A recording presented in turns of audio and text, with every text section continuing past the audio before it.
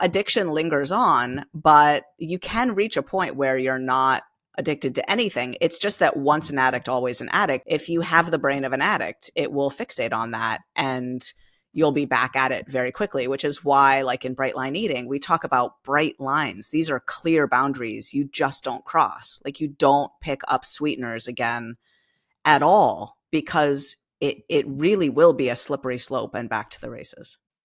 2, 1, 0. Hi, and welcome to Stellar Life Podcast. This is your host, Orion, and today I have with me Susan Peirce Thompson. She's an Associate Professor of Brain and Cognitive Sciences at the University of Rochester, a multiple New York Times best-selling author, and an expert in the psychology of eating. She is president of the Institute for Sustainable Weight Loss and CEO of Brightline Eating Solutions, a company dedicated to helping 1 million people have their bright transformations, the full physical, mental, emotional, and spiritual change that accompanies healthy, permanent weight loss by 2030.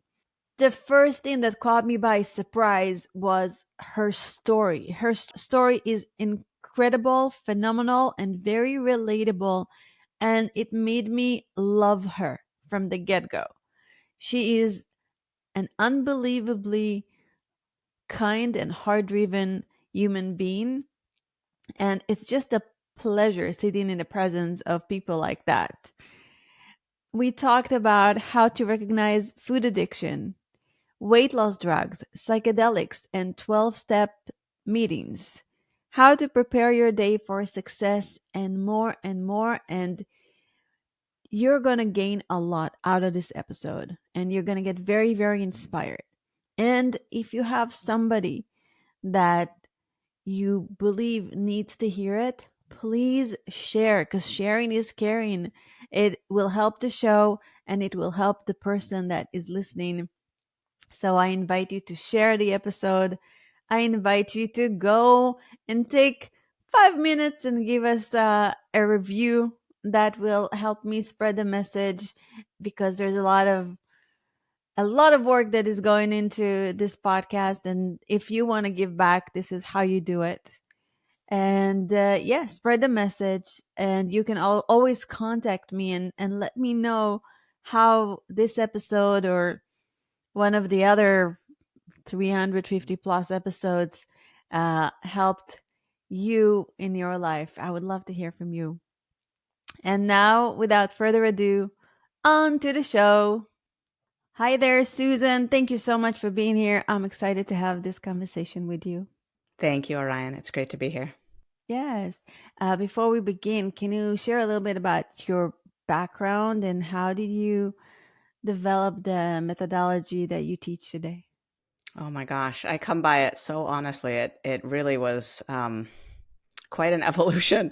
I have to go back to my teenage years. I found drugs when I was 14 years old. I didn't have a big weight problem then. I had a little bit of a weight challenge. I weighed more than I weigh now, and I was starting to be concerned about that. But when I found drugs, which started off with, mushrooms, magic mushrooms, which is, I think it's unfortunate that our language, now we have different terms for it, like entheogens or whatever. But, then they were just called drugs. And Nancy Reagan was pushing the Just Say No campaign. And I did mushrooms and I thought, oh my God, drugs aren't bad. They're good. This is amazing. And not only that, but I lost 7 pounds that night. Staying up all night and getting dehydrated and then sleeping for 24 hours.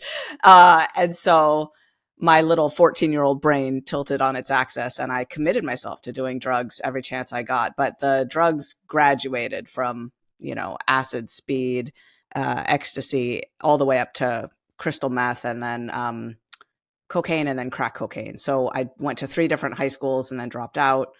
No I turned way. to prostitution. No way. The woman that is in front of me right now is telling me this story. This is amazing. Wow. Yeah. So when I was 19 and 20, I was just living in loops from the streets to prostitute, back to the crack house to smoke crack, and then back out to the streets until I was just past my 20th birthday.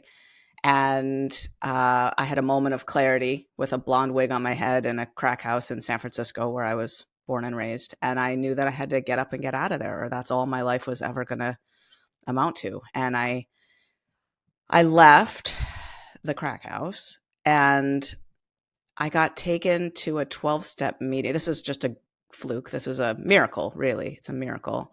I got taken to a 12-step meeting for drug and alcohol rehabilitation that night by a super cute guy that I'd met at a gas station at 3 in the morning a few days prior. This guy that took me to a meeting on our first date, Wow.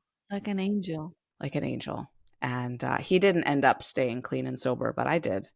And I haven't had a drink or a drug now for coming up on 30 years. August 9th will be 30 years without a drink or a drug. Thank you, God. But what happened, I was 20 and my addiction jumped right to food. And I was going to meetings every day, twice a day.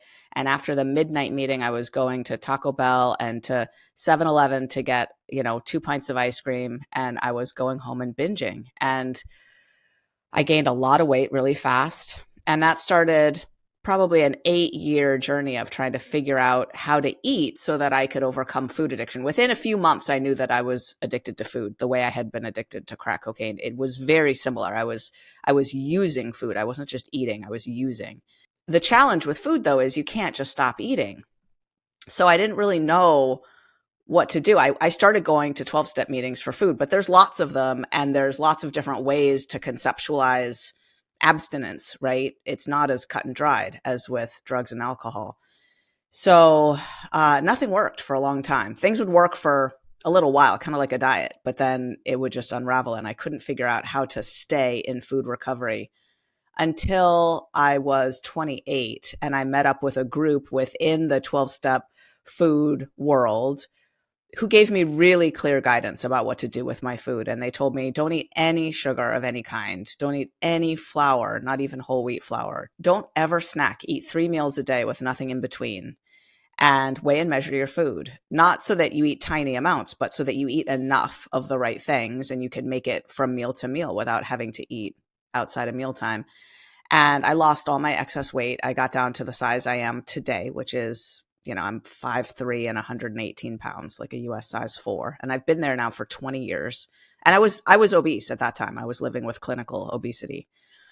And I've kept all that weight off for 20 years now. And in the meantime, it's funny because food addiction it's a lot easier to function with than crystal meth addiction or crack cocaine addiction. It's acceptable.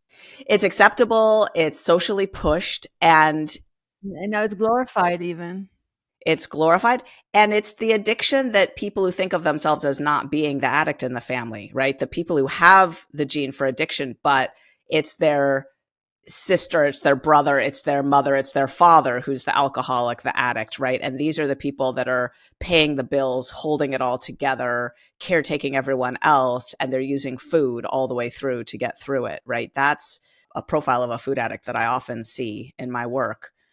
So I started using food during those 8 years when I was still using food. I started an academic career is what happened. I went to community college. I was 20 without a high school diploma, right? So I was 20 and I went to community college. I got my high school equivalency test and started going to San Jose City College, and I did really well there. And I transferred to UC Berkeley and got straight A's there and spoke at the graduation, and then got into every graduate school I applied to. And I ended up with a PhD in brain and cognitive sciences at one of the top schools in the world. You're incredible. What? Yeah, and then I became a professor. So I'm a professor of brain and cognitive sciences now, and I study and teach how the brain works when it comes to addiction. I've taught a college course on the psychology of eating for many years, and I teach about the neuroscience of food addiction and also the neuroscience of weight loss. I'm really passionate about the problem of weight loss, how it works,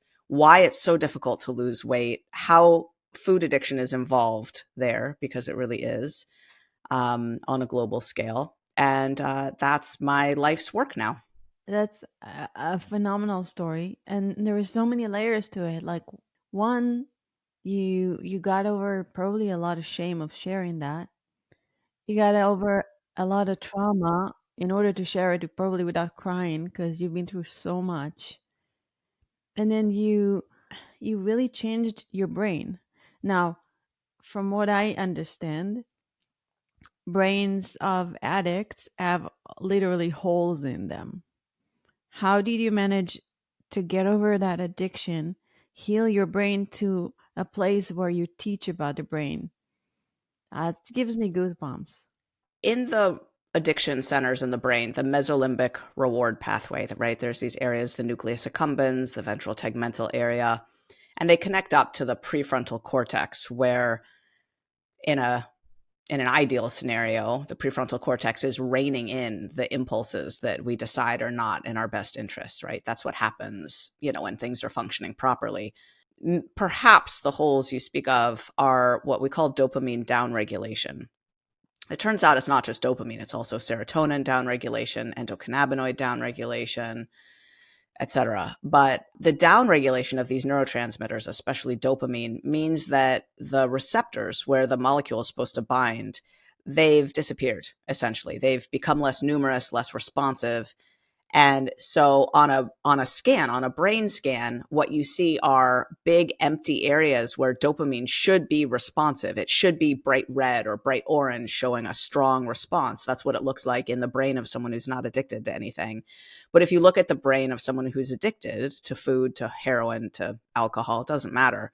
You see these sort of empty areas where that it should be lighting up strongly. This is at baseline, at rest, right? They should have a nice, strong dopamine response at baseline, meaning they feel okay at rest.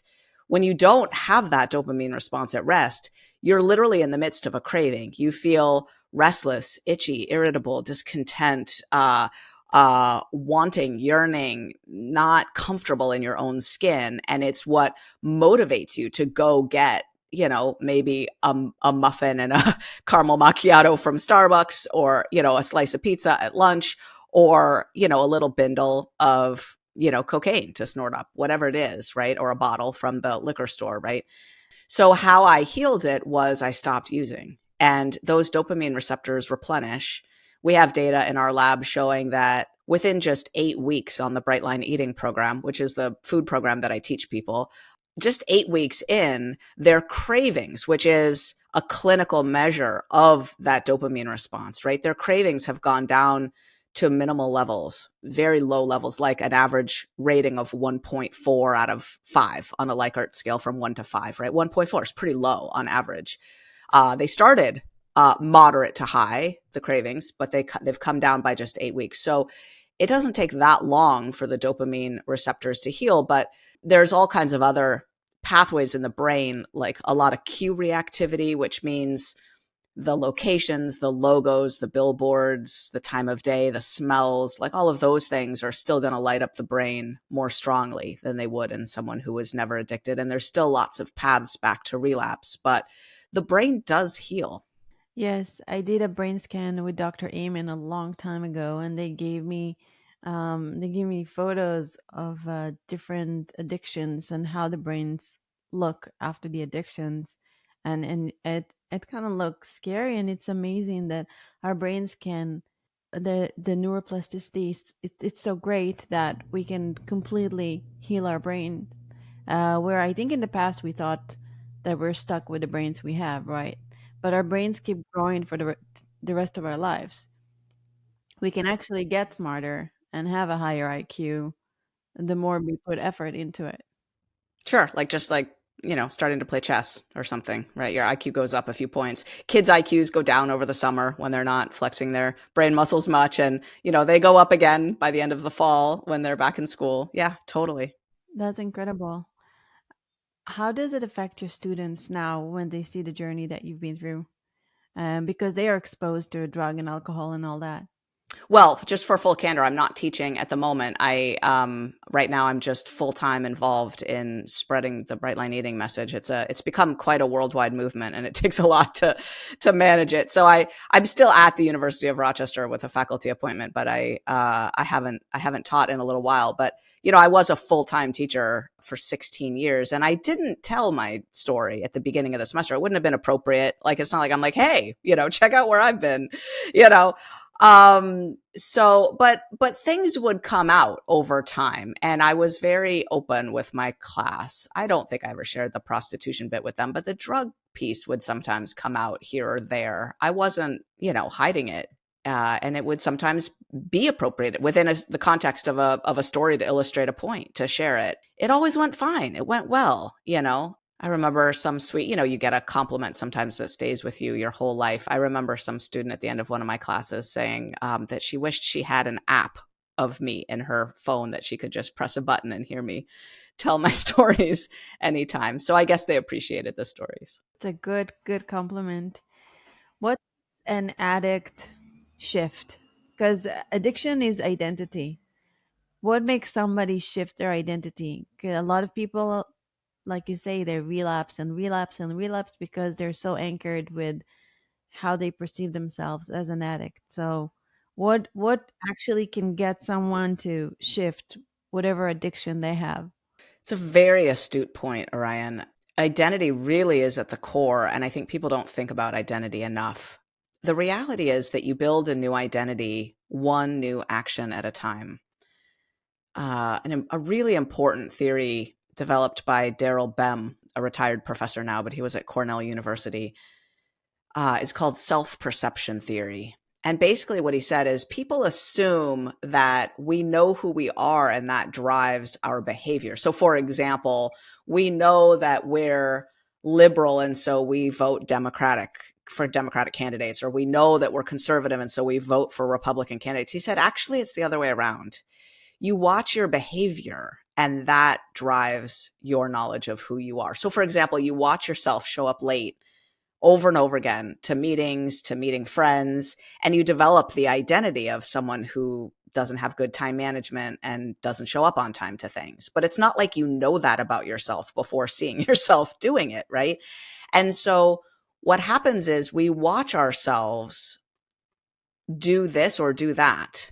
And then we start telling stories about ourselves to explain it all and to fill in the gaps of who we are. And so this is partially why being in community in recovery is so important. And this is such a big part of 12-step programs. It's also a huge part of Bright Line Eating, is providing a very, very strong community, because your narrative of who you are is formed in community, right? If you think of fans of sports teams, right? It's the merch that they're wearing. It's the jerseys and the colors and the logos, and it's the cheers, and it's also the fans, the community, the way of behaving, the way of seeing the world. And it takes time to build it up brick by brick. But, I will tell you, I'm, like I said, coming up on my 30-year sobriety anniversary now. And I would say it's just in the last 2 years that I would be able to look you in the eye and say, I am utterly addiction free at the moment. Now, that's not to say that I couldn't pick up an addiction any moment, right? For me, I've had to give up not just caffeine, but also decaf coffee. A few months ago, I picked up a decaf coffee again. And within a day or two, I was driving to Starbucks at 6 a.m. for 4 decaf grande Americanos, getting a little tray for myself and bringing them home and like microwaving them all through the day. Why? Because Starbucks decaf has way more caffeine in it than you might think. And I was hooked on the amounts of caffeine in the Starbucks decaf. So I was hooked on decaf coffee. That's the kind of dope fiend I am. I need 4 of those just to start the day within 2 days, right? A few years ago, I picked up a cigarette again and did about 5 rounds of quitting and resuming smoking. It was insanity. I have 3 little kids now. I'm happily married. And I was out in the cold and the snow, chain smoking 8 cigarettes at 1 a.m. and then sneaking in the back stairs, washing my clothes, getting in the shower, brushing my teeth. And my husband's like, I'm still not kissing you. You smell awful. You can't cover that up with toothpaste. So anyway, addiction lingers on, but you can reach a point where you're not addicted to anything. It's just that once an addict, always an addict. And if you pick up any little thing, if you have the brain of an addict, it will fixate on that and you'll be back at it very quickly, which is why, in Bright Line Eating, we talk about bright lines. These are clear boundaries you just don't cross. You don't pick up sweeteners again at all, because it really will be a slippery slope and back to the races. I have a very interesting dance with coffee and gluten. It's like, I love you, I hate you, I hate you. I know it's not great for me, especially gluten, especially gluten. But now I got myself into baking sourdough. I was like, because sourdough, the gluten gets almost like pre-digested, and it's better for you, but it's still gluten. So first of all, what is what is your methodology, and how is it different from other methodologies? And then, what can I do with my, I guess now I can say addiction to gluten and coffee?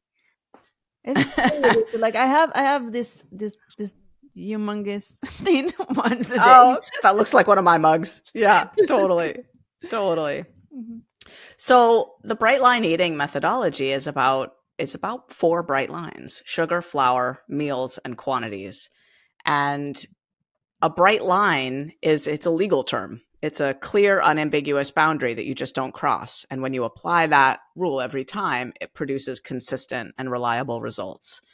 And so I'm in the small but growing camp of experts that will tell you that for some people with some types of brains, right, the more addictable brains, which is not everybody, right? It's about 2/3 of people that are impacted by addiction to some degree. 1/3 of people they have no predilection toward addiction at all. They just literally can take or leave anything. So when people say everyone's addicted to something, they're wrong.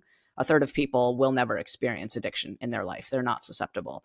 But for some people and some substances or behaviors, none is easier than some. And trying the method of moderation it's a fool's errand. It's a losing game. It doesn't work, right? Because when you have a little, it doesn't scratch the itch. It makes it itchier. And you can keep trying that experiment and you can try for yourself. I got no judgment about it. Try the moderation approach all you want. And at some point you might just accept the data that you're seeing as you run that experiment and conclude, oh, it's actually easier to abstain.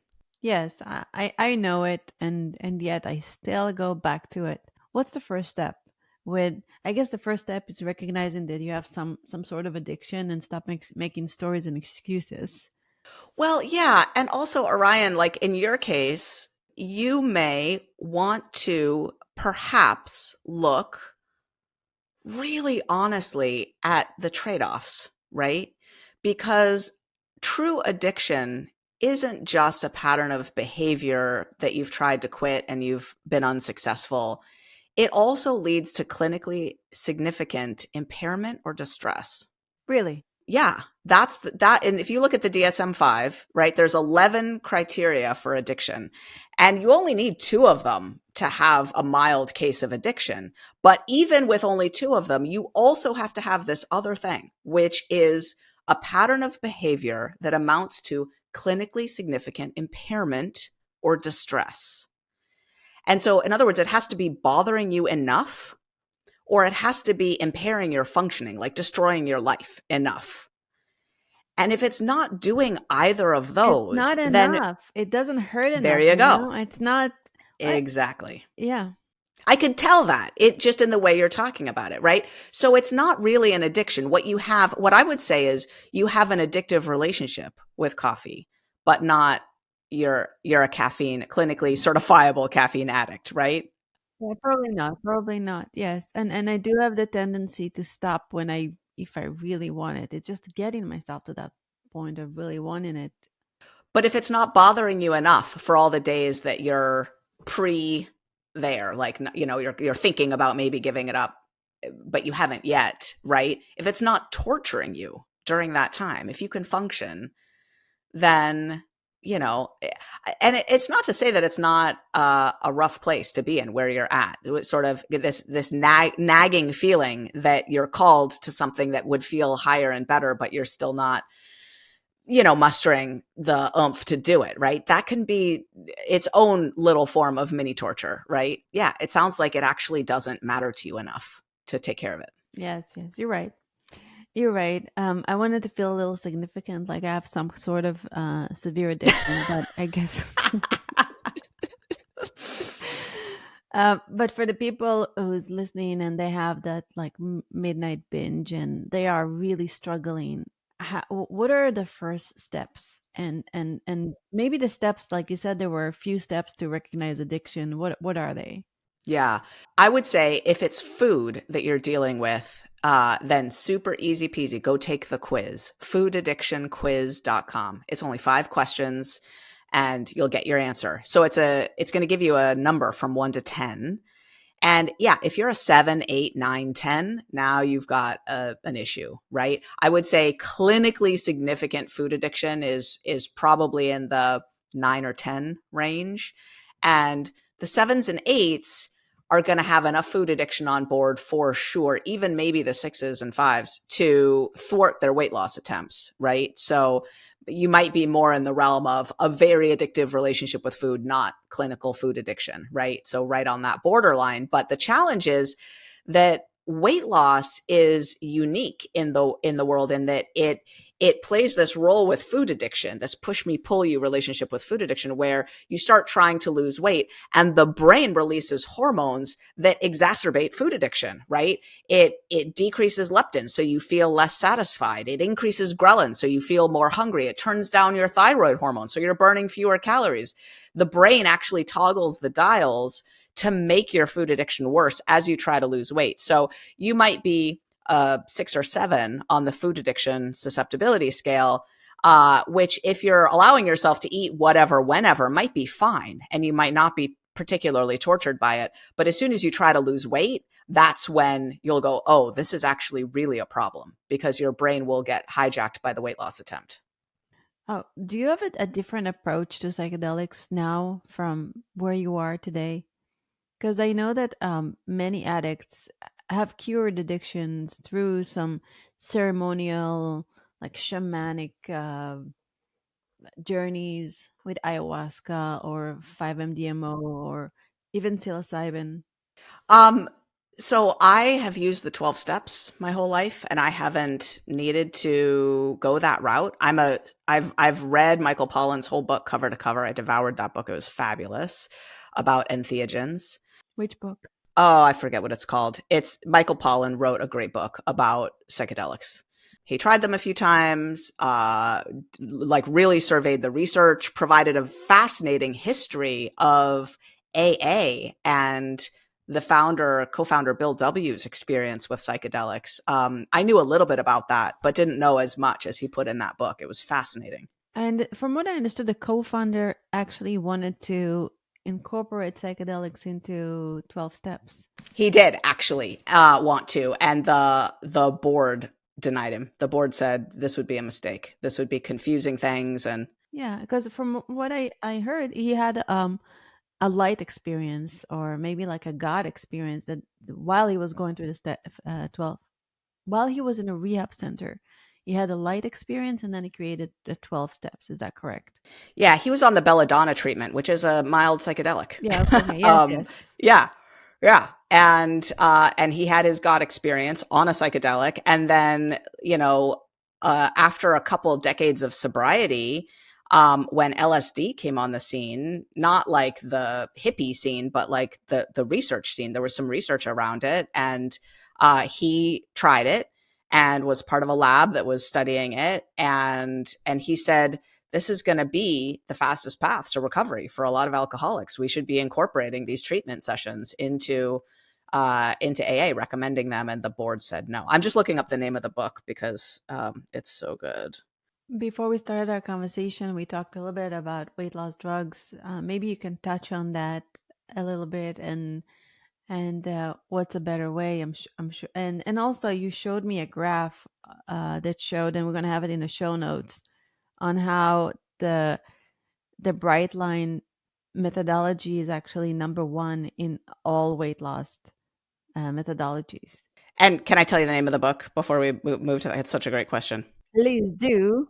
Okay. Michael Pollan, How to Change Your Mind, What the New Science of Psychedelics Teaches Us About Consciousness, Dying, Addiction, Depression, and Transcendence. Oh, sounds amazing. It's very good. Thank Yeah. you. And for everybody that's listening, because I had some episodes about psychedelics here. Just a little note. if you ever want to experience something like that, do it with somebody that 100% is the real deal, because there are a lot of charlatans out there, and only do it ceremonious with intention and within a ceremony if you want to do it for healing, because that can be another addiction as well. Yeah. It's set and setting are very important, and doing it with someone experienced who can help you integrate the experience afterwards.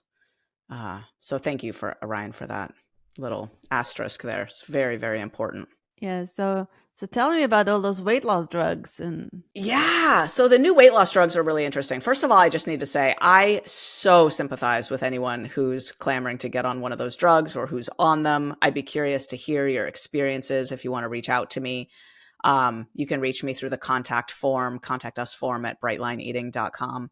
But basically, these drugs are really interesting, right? We're talking about Ozempic and Wegovy. These are the semaglutide drugs that Novo Nordisk has put out.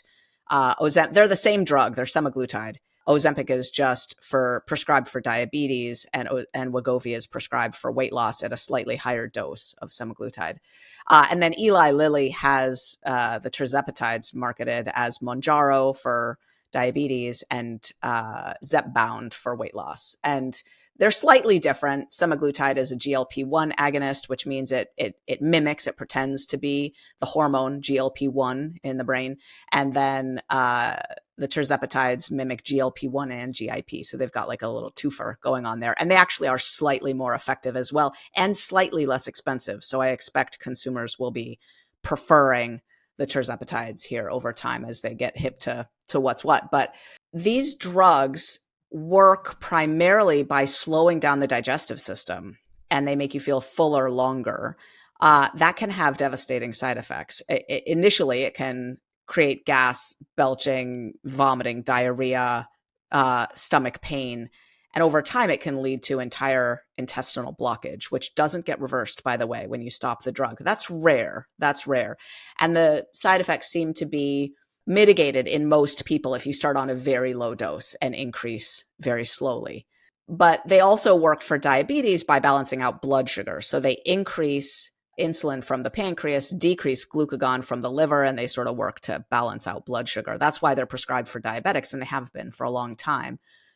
And it turns out that there's about 100 studies that have been published, some in humans, some in rodents, looking at what these drugs do to the reward centers of the brain also, because they balance out dopamine function in the reward centers and quelch cravings. They dampen down addictive cravings. So for food, they're kind of a miracle because they make people feel full for a long time, and they also take away cravings. Now, bright line eating does both of those things too, but it does it behaviorally. It does it without a drug. It does it by, in part, teaching people how to eat to increase GLP-1 naturally, which you can do. And our food plan does that successfully, but also healing up a whole bunch of other hormonal issues. We already talked about reversing the dopamine downregulation that's happening, but we also fix leptin resistance. Leptin is the hormone that makes you feel full. And in bright line eating, we get it back on board working by clearing up the high baseline insulin levels and the high triglycerides and the inflammation that's causing leptin resistance in the first place. So basically, we get you the drug-like effect naturally by changing your brain and your body the way it is supposed to be, so that it's not hijacked anymore. And people lose actually more weight on bright line eating, about twice as much weight in the first 2 months as they would on a semaglutide drug. And then the actual ultimate weight loss results on average are exactly equivalent to semaglutide drugs. But it's all natural. Now, it's a lot. I mean, the weight loss drugs are a lot too. They're a lot of money is what they are. Hugely expensive. The average, well, not average, the like off the shelf prescription for Wegovy, the weight loss version of Ozempic, right, is $1,300 a month. oh my goodness, wow. Yeah. But not only that, like there is a meme I told you about where you see it's called Ozempic face, where people that take those drugs age rapidly, really, really quickly. And you can see the before and after, and just after, I don't know, a few months, people look different. I know you haven't seen that, but maybe that's No, I haven't. You know, it's interesting because someone just sent me a link to a study showing that eating ultra processed foods makes you less attractive even within just one meal. Like independent raters rating someone who ate, Cocoa Pops for breakfast compared to someone who ate, yeah, blueberries and organic oats or whatever for breakfast. Yeah, the person who ate the ultra processed breakfast is less attractive 2 hours later. Yeah, isn't that crazy? just that alone wants me what makes me want to eat better. Yeah, right.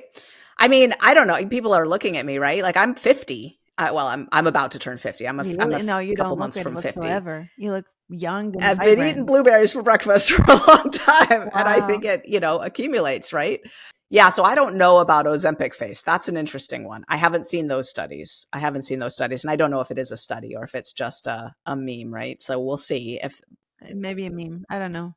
I wouldn't be surprised. I mean, when you think about what the implications might be of slowing down digestion, right? Is that slowing down nutrient absorption? Is that what kind of long-term impact is that having on the nutrients that your body is relying on to rebuild and regenerate you every day and keep you healthy and vital? I don't know, right? And also people aren't eating better, they're just eating less, right? They're not It's not a method of healthy eating, it's a method of artificially making you less interested in food so you can, one person on Wegovy or at Ozempic said, it's easy now, I just go to Chick-fil-A and I order the kids menu because I'm just not hungry anymore, right? But she's not talking about eating better, just less junk food.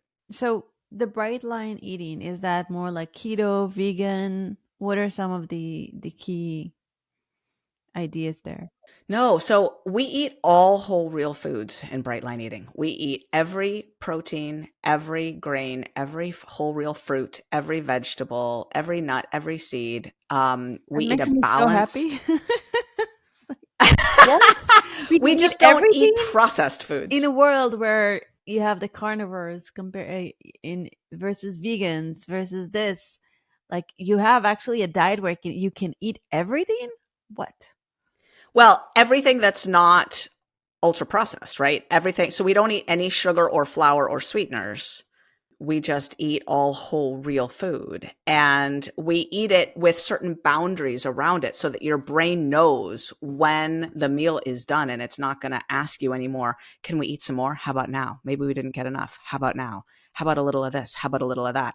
It's a method for automating your eating so that you're eating fabulous things. You love your meals, they're delicious. You're actually hungry when mealtime comes because you haven't eaten anything in 4 to 6 hours. And so you're delighted to sit down to this meal.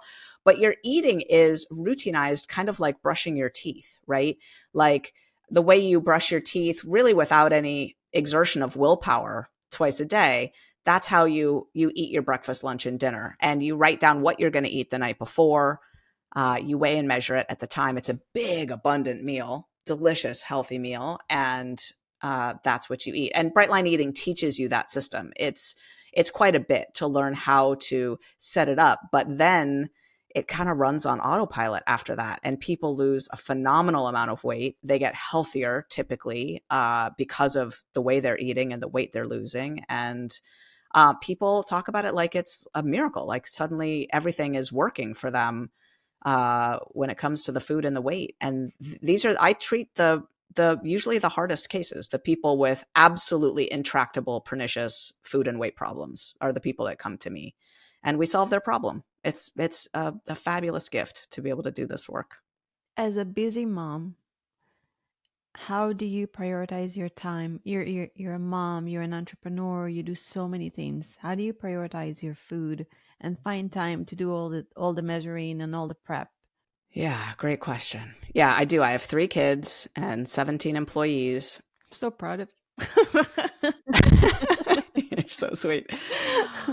It just gets to the point where it's automatic, right? I mean, what I do is the day starts the night before. So I'm very mindful. Like the day starts at sunset, really. That's when the day starts. And there are several religious traditions that teach you that. Judaism says the day starts at sunset. And I think that's very wise, right? Because I don't wake up and have a fabulous, bright, shiny day if I didn't do some amount of prep the night before, including getting a good night's sleep, right? So the night before, I write down what I'm going to eat the next day. I do that after dinner. I just look in the fridge. Actually, these days I'm doing it more at the beginning of my nighttime routine, which might be a couple hours after dinner. It might be more like 7:30. I'm going back to the kitchen to shut down the kitchen, and I'm writing down in my little book that lives by the fridge. I'm writing down what I'm going to eat the next day, and that's when I'll take my little one cooker, one single serve slow cooker thing, and I'll put my whole oat groats or my millet or my teff or whatever, my grain in there, and I'll set it up overnight to cook. I'll take my 6 ounces of blueberries, I'll weigh them, I'll set them out so that they're not ice cold in the morning. I like them room temperature for the morning, and I'll get my breakfast all set up. The next morning, I'm going to wake up at 5. I'm going to get on my knees, really in child's pose, and ask the divine mystery for a beautiful, bright day, a clean and sober day. I'm going to read a page out of a daily meditation, spiritual reading. Actually, these days, this is embarrassing, but I'm going to tell you anyway. I read my own spiritual. I have a book called On This Bright Day, and that's the first one I read. I sit on the toilet and I pee, and I keep my reading glasses and my book On This Bright Day on the back of the toilet, and I read that page. I totally get that because I sometimes I go back to videos that I did 8 years ago, and I'm like, wow, that's pretty good. Actually, good advice. Like, and the advice comes exactly when I need it. Yeah. Sometimes we sometimes we are wiser and more connected than we see ourselves as. Mm, love it, love it. I go down to my office, and I keep my office heated a little warmer than the rest of the house, which is too cold for my bones. And I meditate for 30 minutes on my meditation bench. I read another daily reading down there, and sync up my aura ring. And then I get my kids, up, and my husband and I do this together, but there's a process of getting the 3 kids up and all that. Oh, I do my Egoscue exercises, right? uh, and straighten my posture. And yeah, it's like 20 minutes of like kind of physical therapy, but Egoscue is fascinating. I've just been learning about it. It's a method of kind of like physical therapy or postural correction that really looks at if you've got pain or injuries anywhere, it's going to say, okay, well, actually that knee pain is coming from poor ankle mobility, poor hip flexor mobility. Your shoulder pain is coming because your hips aren't aligned over your knees, and it's going to correct all of that. So anyway, I do those exercises. And then I'm with my kids and my husband for about an hour and a half. I make my breakfast and eat my breakfast, get the kids on the bus. Then I start my work day. I do some strength training and some cardiovascular exercise every week. Right now, I'm in training to try to do a pull up. It's the one thing on my bucket list I really want to do before I die is a pull up. I'm not even close at the moment, but I am getting stronger week over week. And I take sponsee calls. So for 45 minutes every morning, I'm on the phone with people that I'm mentoring. Uh, and I talk with them. I hear what they're going to eat that day, and I support them. And that really puts me into my highest, best, authentic self. It helps bring out compassion and curiosity and connectedness. And I love that, being of service in that way. So, yeah, and then I live my day, right? And then, I'm shutting down my day at around, I try to eat dinner around 4:30 or 5. So we gather the family and eat dinner, and then I'm turning toward, a couple hours of recreation before I'm starting my nighttime routine at around 7:30. Try to turn off the lights around 9, so I get 8 hours of sleep. It's usually more like 7 to 7.5 hours of sleep. And I have lots of friends I talk to through the day. I make a lot of phone calls. I'm an extrovert, so I need to stay connected to people. And that's my rhythm. The food piece is pretty automatic. Like when I'm cooking my lunch, let's say I'm cooking green beans and salmon and salad for lunch. The salad will be a bunch of like some organic field greens, and I'll top it with a bunch of crunchies that I've cut up already. I cut them up in bulk, celery and jicama, red peppers, things that'll last. And I have them in a baggie. And so I just put a big handful of that in the salad on top of the lettuce, and I've got a salad. It's so fast. So I only have to cut up those salad crunchies like once a week or maybe twice a week. And then when I cook the salmon, I'll cook like a pound and a half of salmon. So I'll have salmon for like 4 lunches or dinners in a row. If I'm cooking green beans, I'll steam up way more than I need. So I'll have green beans for a while. And then I just rotate. Sometimes I'll have butternut squash for my vegetable. Sometimes I'll have roasted Brussels sprouts for my vegetable, but I always make them in bulk. Leftovers are a gift to my future self. Then I would say most meals, I'm not making anything from scratch. I can literally assemble the meal in about 2.5 minutes, 30 seconds to put things on the plate, 2 minutes to put it in the microwave. And in those 2 minutes, I've already made and dressed my salad, and I'm ready to sit down and eat. So it goes very fast, actually. Beautiful. Thank you for sharing all that. I got really inspired. One day I'll be able to do it the way you do it. One day. It seems like you have a lot of discipline. It's actually, thank you for sharing all that. Before we say goodbye for now, what are your 3 top tips to live in a stellar life, and where can people find you? People can find me at brightlineeating.com. That's BRIGHTLINE, brightlineeating.com. My 3 tips to live a what kind of life? 3 tips to live Stellar, the best life ever. a stellar, the best life ever. Well, number one, I'm a research geek, right? And I used to teach positive psychology in college, and the number one, without a doubt, is invest in deep, meaningful, satisfying human relationships. And if you're an introvert and you've been telling yourself the story that you need your alone time so it's okay that you don't have a lot of those, you probably need more connection than you've been believing, just not superficial connections with lots and lots and lots of people. But research shows that pretty much everybody benefits when they schedule lunch with a good friend once a week on an ongoing basis that they're not having now. So more deep, satisfying, connected relationships. That's number one for sure. Number two, quit eating sugar. Quit eating sugar. It's just a scourge. It's not doing you any good. It's making you depressed. It's making you overweight. It's making you crave. It's making you unhealthy. Just quit eating sugar. Just get it out of your life. And number 3 would be meditate. I really, I've been meditating for 20 years now, 30 minutes a morning. And, I'm not perfect. It's not like I always do it, but pretty much always these days. And what meditation has done for me, first of all, it's just hugely increased the pause, between life's happenings and my reaction. I just have a lot of space there now to choose a reaction that I feel good about. Not always, but most of the time. And it's also given me a facility deep inside myself to work with myself. Like I started doing internal family systems parts work a while ago, and I found it to be really easy for myself. I wanted to do that. That's what we do in Bright Line Eating for the inner work. Instead of working the 12 steps, which they do in 12-step food programs, we do internal family systems work. And it's so, so powerful. Yeah, it's really powerful stuff. I was going to bring this up earlier when you talked about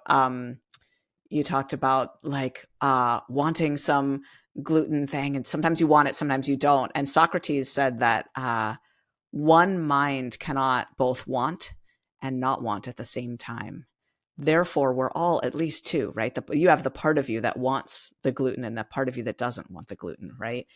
And we talk about that in Bright Line Eating. That's the food indulger part. Yeah, she's loud. She's very loud. Yeah, the food indulger part and the food controller part, right? The one that wants it and the one that wants us to manage it, to get it in its place.